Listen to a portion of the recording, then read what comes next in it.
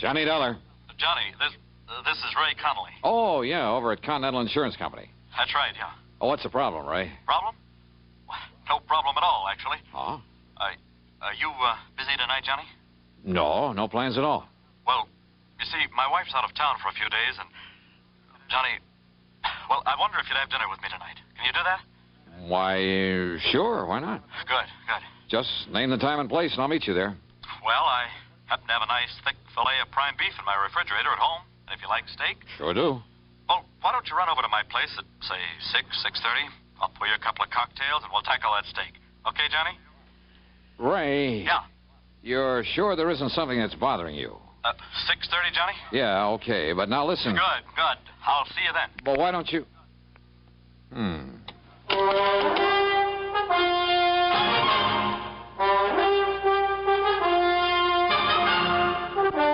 Bob Bailey in the exciting adventures of the man with the action-packed expense account. America's fabulous freelance insurance investigator. Yours truly, Johnny Dollar.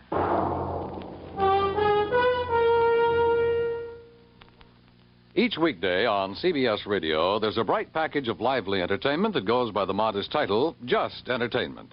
It's where to find Pat Buttram, his cohorts, and his warm humor.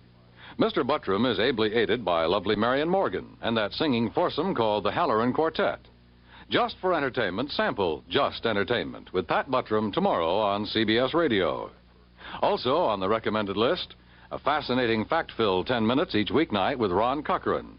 Recently, he's given the Answer Please treatment to listener queries on such topics as the Chesapeake Bay's Oyster War, the Irish Sweepstakes, Spring Fever, and underseas exploration of the Arctic.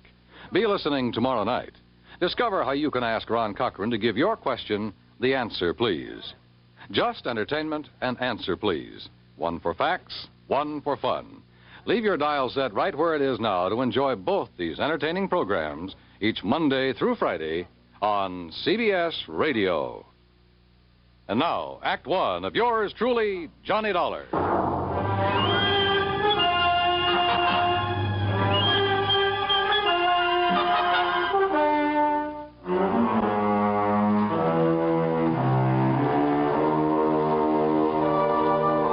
Expense account submitted by Special Investigator Johnny Dollar to the Continental Insurance Company, Home Office, Hartford, Connecticut.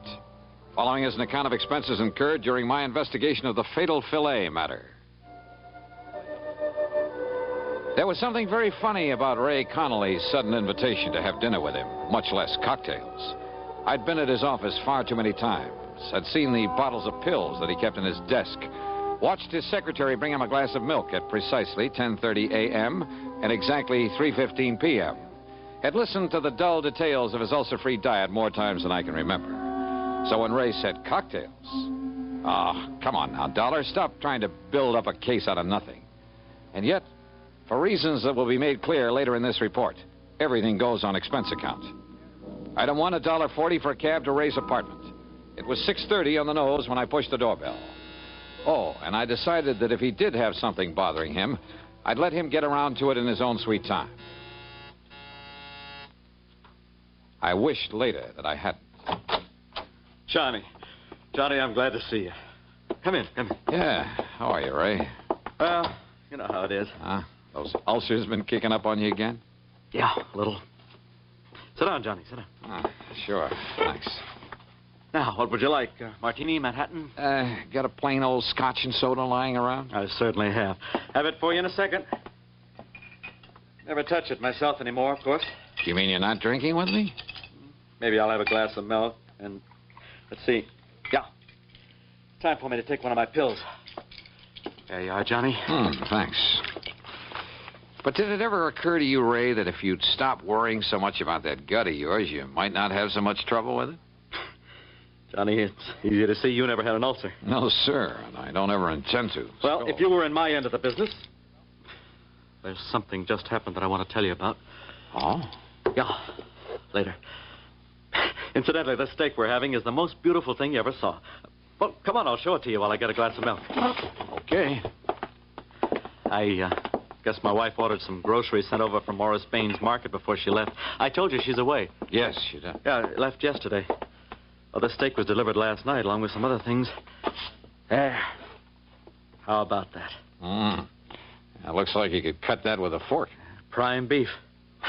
Excuse me, I'll get my glass of milk. Sure. Hey, how do you like your steak, by the way? Only one way, blood rare. Well, of course, I'll have to have mine rather well done. So I'll just cut the fillet in half, and it'll be no problem at all. Ray, what about this thing that happened in the office you were going to tell me about? Later, Johnny. Later.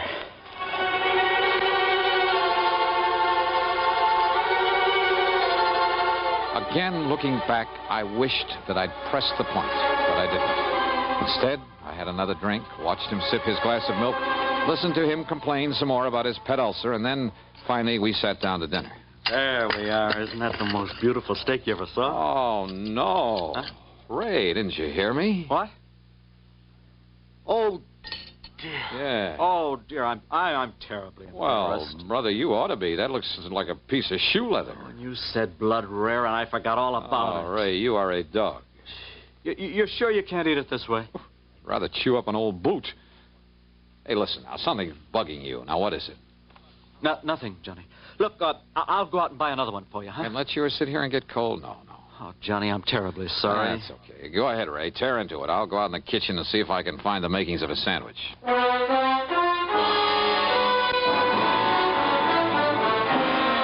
I could have killed him overcooking a perfectly good steak that way.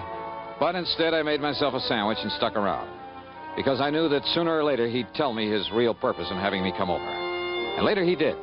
At least he started to. We had washed the dishes, then gone back into the living room. I had settled down with a third cup of coffee and a cigarette, and he was sipping at another glass of milk. It's just that I don't like being threatened, Johnny. Threatened? Heaven knows I have enough trouble keeping this ulcer under control with just the daily run of problems I have to face at the office. Oh, what do you mean by you know, people demanding more from their insurance than they deserve. People filing claims when they aren't entitled to any insurance at all, and then trying to... Oh! What? Nothing, Johnny. I'll be all right. You forget to take one of your pills, Ray? No, but maybe I better take another. Oh, yes, me. You're taking too many of them. But what was this talk about being threatened? Well, Johnny, this fella by the name of... Oh, no. Ray. Johnny! Ray, what's the matter? This pain in my stomach, it's killing me. Easy now. Here, let me get you on the sofa. Oh, medicine, quick, please. There you are. Now, what medicine? Anything to stop this, Johnny. I grabbed the telephone and called Dr. Ramsey. But because of a traffic tie-up, it was nearly half an hour before he got there. Meantime, Ray lay on the sofa getting paler and paler until he was white as a sheet. The doctor, completely familiar with Ray's ulcer problem, did what he could. But after 45 minutes, realized things were getting beyond his control, so he called an ambulance. Another half hour. And yeah, by the time they got him to the hospital, in spite of injections and oxygen along the way, Ray Connolly was dead. Act 2 of yours truly, Johnny Dollar, in a moment. Tibet in the news. Who's an expert on Tibetan affairs? Who was the personal guest of the Dalai Lama in happier times at the top of the world? Why, Lowell Thomas, of course. Ask us another part of the world, and there's every chance the answer again would be Lowell Thomas. The roving raconteur has been just about everywhere, seen just about everything. So when a story breaks, he has that extra edge of intimate first-hand experience to give extra dimension to his reporting.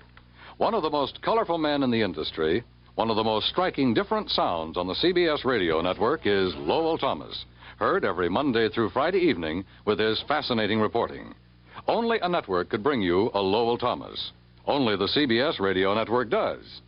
Remember, the keen mind and formidable experience of this noted world traveler, lecturer, raconteur, and CBS newsman is an exclusive with the affiliated stations of CBS Radio. Monday through Friday evenings, don't miss Lowell Thomas. And now, Act 2 of yours truly, Johnny Dollar and the fatal Filet matter.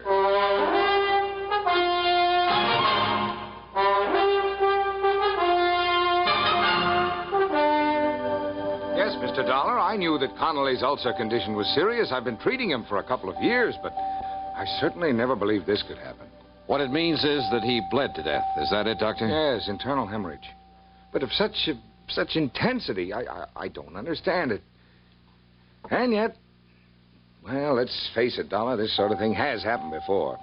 Has happened before. Yes. Doctor, you may be right about that. Well, of course I am. But not in the way you think. I went back to Ray's apartment, let myself in with a key I'd filched out of his pocket, then went over every inch of the place. And I came up with nothing. Nothing, that is, until I went into the kitchen. There I saw for the second time the bag of groceries that his wife had had delivered from Baines Market, from which Ray had taken only one thing, so far as I knew. The steak he'd eaten that night. Yeah, and he had eaten every bit of it. I dumped them out on the table, made a list of them. Then I noticed something else on the table. It was a cheap gold-plated cufflink with the initials XD on it. Early the next morning, I talked with Morris Bain, proprietor of the food market. Insurance investigator? That's right, Mr. Bain. Well, no, Joe, just call me Morris. That's what my customers do. Okay, Morris. Well? Well, of course. I'll be glad to cooperate, Mr. Dollar, every which way I possibly can. Good. Now, all I want to know... The second shelf on the left, Julius, right over the salad dressing. I got to keep canned snails I got to keep for some of my special customers. But how people can eat those, I don't know. Oh, good morning, Mrs. Beckham. It's a lovely morning, isn't it? Now, Morris... Oh, yeah, you wanted information. Eh? Yes. Oh, Mrs. Vandersloot, how are you, huh? How's your nice little doggy this fight? No, get him out of here before he does. No, get outside. Out. Oh, what's your problem with dogs in the store? Yeah, I'm sure. But now, do you have a customer by the name of Connolly? Mrs. Connolly? Sure, lovely woman. She was in here only the other... Oh, how do you do, Miss Keena? How's my little sweetheart today, huh? We got a special on those fancy canned chestnuts and the light syrup listen that to you me. like. Mrs. Connolly was in here when? The day before yesterday. Oh, how's her husband, Mr. Dollar? Is he still suffering from those terrible ulcers? No, not anymore. Oh, it's a miracle. Hardly. The point is, she ordered some stuff from you. Yeah, that's right. We delivered it, too, day before yesterday. What? What did she order? Well, right here in the office, Mr. Dollar, I'll tell you exactly what went over there, but exactly. Good. You wanted breakfast cereals, madam, right there in the second aisle. Yeah, you're welcome. Now, right here in this pile of bills is the one for whatever the... here we are. Mrs. Ray Connolly. Good. Let me compare it with the list I have. Sure. Julius, take care of Mrs. Freeband there by the cheese. Such a time I have with her help. And such an exclusive clientele, you have no idea. Well, did you find what you're looking for? Yeah, everything checks, except for one thing, the steak you delivered. Steak? That's right, a prime filet, but it's not on the list. We don't sell meat. What? No, of course not. Sadie, double-check the Hathaway order. Somebody made a mistake last week. Wait a minute. That's a good... You're sure your delivery boy didn't take a steak to the Connollys? How could he? Oh, no, well, we thanks don't anyway, even sell Morris. them. No, it's a pleasure anytime. Be seeing you. Yes, sure. Sadie, did you deliver the Broomfield order, Sadie? So do it right now away. we try a different tack. Item 2 or 3, whatever it is, a dime for a phone call to Dr. Ransom. I suggested he take whatever steps were necessary to make a complete examination of the stomach of the now deceased Ray Connolly. Item 4, 85 cents for a cab to the office of Continental Insurance. Ray's secretary had obviously been crying. I just can't believe it, Mr. Dollar. Yeah, I know, Gracie. Now listen. Did any of the people who've come here to see him ever threaten him? Threaten him? That's right. Well, lots of people have threatened lots of things when they didn't feel their claims were met properly, but he was the fairest, the most honest man. When, Mr. Dollar? Somebody in here yesterday, maybe? Yes, there was a man in here yesterday who was very angry about something. Oh? I could hear him pounding the desk in there and swearing. Who was he? I don't know. He must have come back with Mr. Connolly after lunch, and I didn't see him leave, but look, he lost a cufflink. A cufflink? Let me... XD. What? Gracie, this is the man I'm looking for. Can you find me a policy with this man's name on it? Just from these initials with all the policies on file? Probably a beneficiary whose claim was settled or refused. You say the man, Mr. Dollar. Yeah, Gracie. The man who murdered your boss.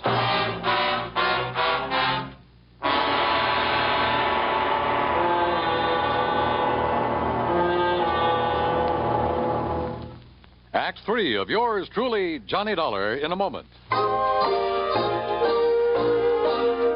Be sociable, look smart, keep up to date with Pepsi, drink light, refreshing Pepsi, stay young and fair and debonair.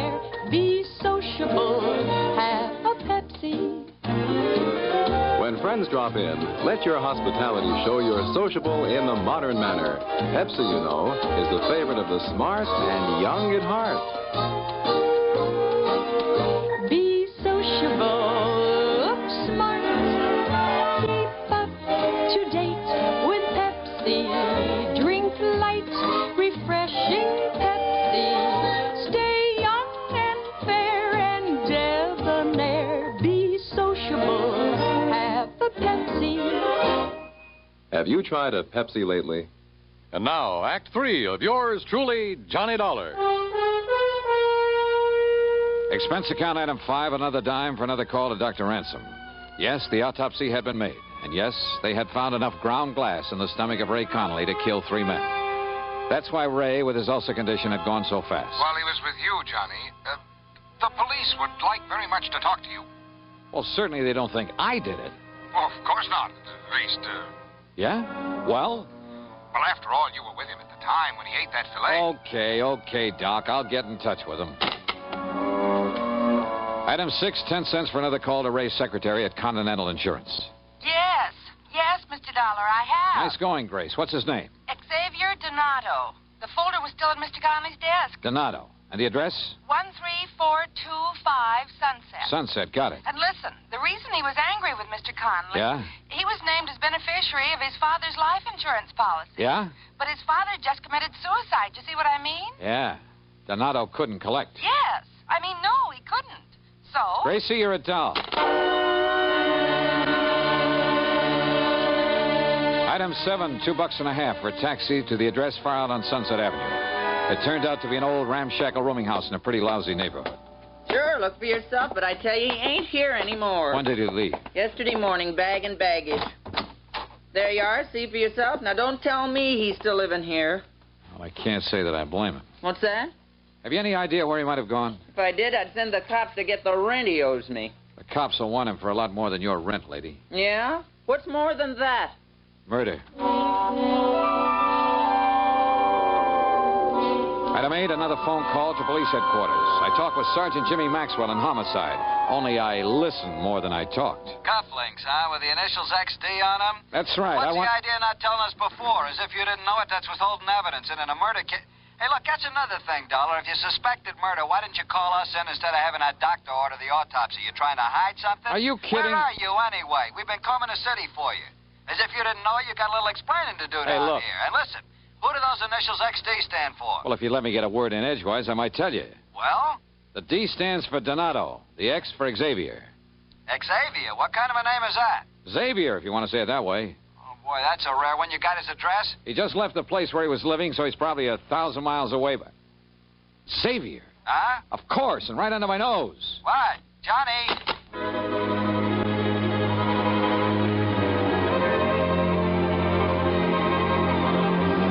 Maybe I should have told him more, everything I knew. But I didn't want to have to wait for the police or anybody else. Ray had been a friend of mine, and to bring his killer to justice was all I cared about. As for that name, Xavier, of course I'd heard it, only a few hours before. And for some stupid reason, it had never occurred to me that it began with the letter X. Item 9, $1.50 for another taxi. This time to the... Yeah, you guessed it. Excuse me, please. Julius, Pardon me, will you please, madam? What do I got to tell you? You pack the vegetables on top. Morris. Goes in the bottom, huh? Morris, come over here. Mr. Dollar.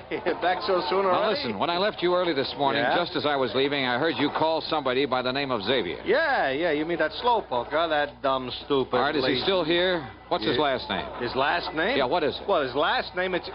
Sadie, how many times I got to tell you when a customer's got a complaint? Well, this one has. What? No. Xavier. Mr. Dollar. Xavier. Xavier Donato. Looking for me, mister? You're Xavier Donato? Yeah.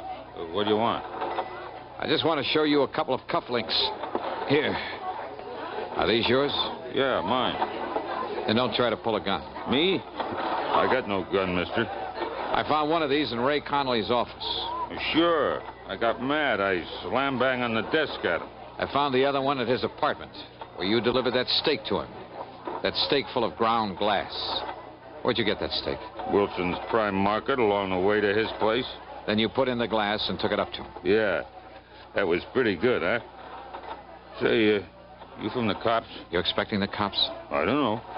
But you didn't run. You didn't leave town. Sure, because I'm smart. You leave town, they know you done it. They chase you, they catch you. And honest, I didn't know it was going to kill him. You know it now. But I had to get even. You know, because he wouldn't give me that insurance because my old man killed himself. So did my grandpop and his old man. Just because they didn't get something they want. You mean they all committed suicide? Sure. Because it was all, you know, off in the head. But not me. You understand? Because I'm smart. Somebody does something against me, like that insurance, well, I get even with them. You understand? I don't go kill myself. I get even with them. And you think they're going to find out? No. You think they're ever going to catch me? What do you think? Oh. You did, didn't you? Yeah. Gee. I guess you're even smarter than I am, mister. Yeah. Come on, Xavier.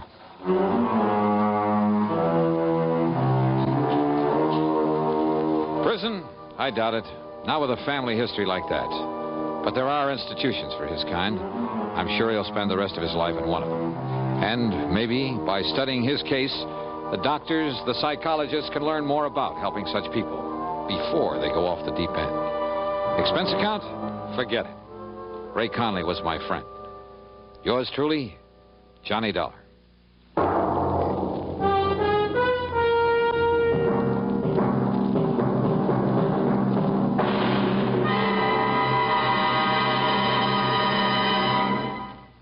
Our star will return in just a moment. A good college education has a lot to do with your future. Whether you're a student, a parent, a college alumnus, a prospective employer, or just an average citizen, you have a stake in the future health of our colleges. The future security and well-being of our nation depends on them.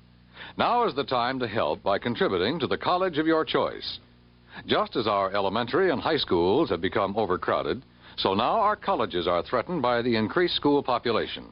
Funds must be forthcoming now to expand college facilities and hire more professors. Otherwise, our colleges will be unable to handle the millions of future students seeking entrance. If we're to improve our standard of living and maintain our free way of life, we must have greater college facilities and have them now. For more information, write for a free explanatory booklet to Higher Education, Box 36, Times Square Station, New York, 36. Now, here is our star to tell you about next week's story. Next week, a pair of twins. And believe me, they bring me a double dose of trouble. Join us, won't you? Yours truly, Johnny Dollar.